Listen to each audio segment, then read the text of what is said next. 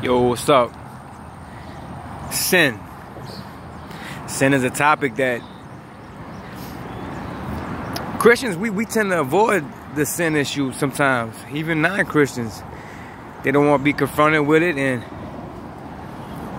Christians don't want to feel like you accusing them or something like that. But sin, when you become a believer in Christ, you look at sin real different than the way you used to look at sin before you became a Christian. Sin before I became a Christian was no big deal to me. I mean, it was. You didn't want to do. You knew right from wrong, but the extent of what wrong wasn't like you didn't feel bad like talking about if you slept with different women or if you stole something but once you become a Christian, your sinning is different. Like, for real, like your conscience eats at you. It will whip you up if you disobey God like that. I'm not saying you won't, because Christians, if anyone told you that when you come to Christ you will be sinless, man, you're gonna fall disappointment. You're gonna fall for disappointment, for real. I was watching a video and my man, what's that dude, Ty White, was like, man, I haven't lusted in over 12 years. I think it was 12 years or something like that. I'm like, even if that's true, think about this. Even if that's true, okay? Comparing yourself to who? Us? What you want from that? For real, why you even saying that? What you want? You want a cookie? Because comparing yourself to God, you still wretched. Comparing yourself to God, you still filthy rags. So, I don't think that's true. You mean to tell me you want 12 years without lust? Or, I heard somebody, I never heard him say this, but somebody else said that he said that he never sinned in like 8 to 10 years or something like that. Man, you wildin'. Because if you was to do that, what's the purpose of Christ coming? Why didn't he just send Ty White? And even if you didn't sin like that, you still imperfect because you already sinned. You know what I'm saying? You have a blemish. But the conscience of a believer after sinning, man, I tell you what, if you don't know the doctrine of grace or the finished work of Christ, that right there will really lead you into a depression, because you love God and you know you just disobeyed God by sinning.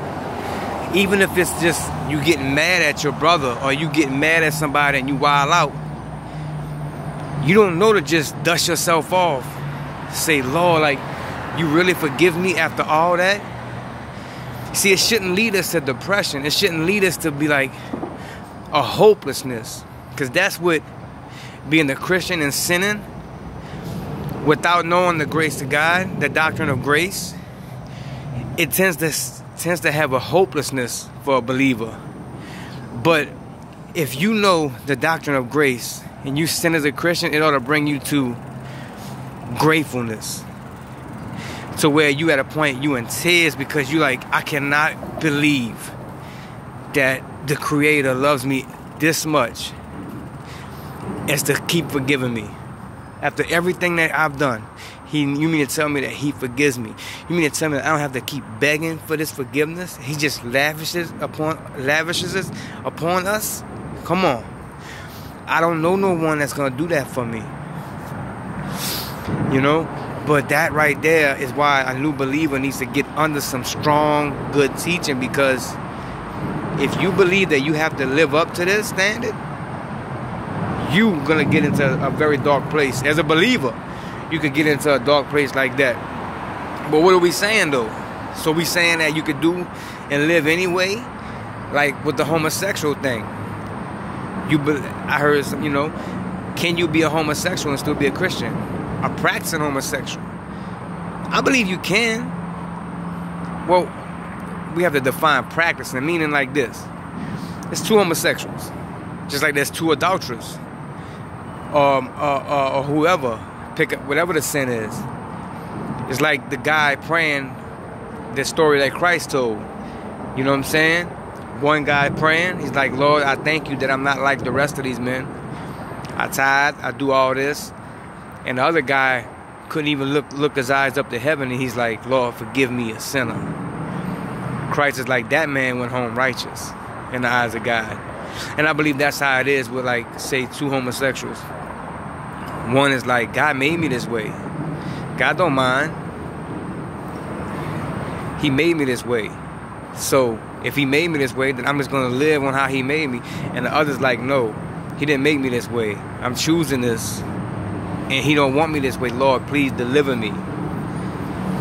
And that person is righteous in the eyes of God, not for his sin, but because of who Christ is in his life. You know what I'm saying? Because if he's putting his faith in Christ, then he's forgiven of the sin.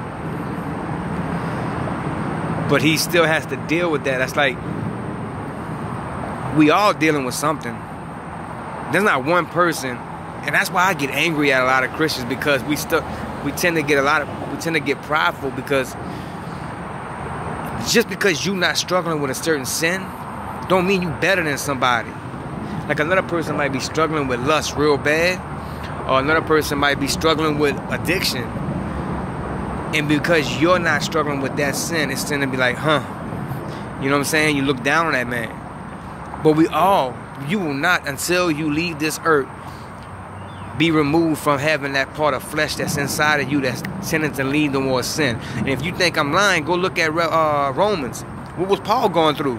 Romans 5 through 8. Or whatever it is. Paul was going through a battle. Paul said that the part of him that's like, with his flesh he serves sin, and with his spirit he serves God. Why would he say that? Because the flesh loves it, but the spirit man hates it. The flesh loves the sin, but the spirit hates it. And I think that's real, because the flesh wants it. You know, the flesh don't see nothing wrong with it. Hold on. But the spirit man is on your face after, and it's like, Lord, please deliver me. Who can save me from this body of death? Sound familiar? You know what I'm saying? Paul was going through something. I don't know what sin it was, but Paul was going through something where he's like, I keep doing the things I don't want to do, and the things I do want to do, I don't do. Yo, that sounds familiar. I know in my life it does. It's a battle. And until you die, and that part of flesh is left off of you, as long as you're on the earth, you will battle with some kind of sin. You will not be sinless here. Because God knows. It's because of that keeps you coming to him. Can you imagine if us as Christians on this earth never sin? You know how prideful we get? Man, we get prideful and we don't deal with certain sins. You might see our brother or sister dealing with a certain sin that we might look prideful upon them because we don't deal with that. But that's something that we dealing with. No matter how much we try to hide, it's something that we dealing with. But we got to be honest. You can't hide from God. You can't lie to him. And I don't want to know what everybody's dealing with. You know what I'm saying? I don't want to know all the secret sins what people's dealing with. That's between them and God. They got to go to God. And they on their face. That's why when I was out there bad a long time ago, I knew that if God was to take me out in the midst of what I was going through, that I would be going to heaven, because I know when I went home, I was begging for God to change me. Begging for God to change me. Kept doing it, but I was begging for God to change me. He knows your heart. And he knows without him, your heart is desperately wicked. That's why he comes in and gives us a new one. But that's a big issue to me, that sin issue, because it ain't for us to be prideful about. It's for us to look at that as humble and grateful that God is even sparing us another day, because he knows what we're about. And that he has forgiven us and has already seated us in heaven. And he still sees who we are. Because we're forgiven in Christ. But, all right, y'all. Later.